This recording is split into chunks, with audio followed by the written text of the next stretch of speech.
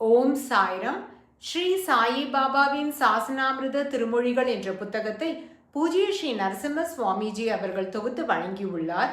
அதிலிருந்து உபலாத பவ்ஜலம் என்ற தலைப்பில் பார்க்கலாம். நானா சாந்தோர்கர் ஓர் கோடை நாளில் ஹரிச்சந்திரா குன்றின் மீது ஏறிக்கொண்டிருந்தார். அவரை தாகம் பீடித்தது. அவ்விடத்தில் சுற்றுமுற்றும் எங்கும் நீர் இல்லை. நானா, பாபா இங்கிருந்தால் எனக்கு நீர் அளித்திருப்பார் என கூறிக்கொண்டார்.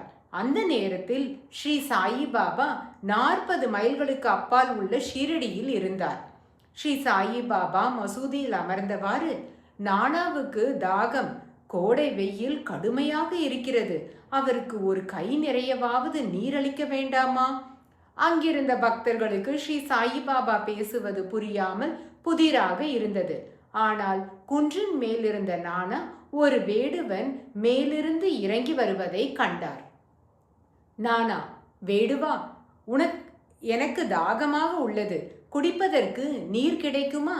வேடுவன், நீர் உட்கார்ந்திருக்கும் பாறையின் கீழேயே நீர் உள்ளது. இவ்வாறு கூறிவிட்டு வேடுவன் சென்று விட்டான். பாறையை நகர்த்தி விட்டு பார்த்ததில் ஒரு கை நிறைய குடிநீர் காணப்பட்டது. நானா அதை பருகினார். பல தினங்களுக்கு பின் நானா சாந்தோர்கர் ஷீரடிக்கு சென்றார். ஸ்ரீ சாயி பாபா, நானா, நீர் தாகத்துடன் இருந்தீர், நான் உமக்கு நீர் அளித்தேன், நீர் குடித்தீர் அல்லவா என்று கேட்டார்.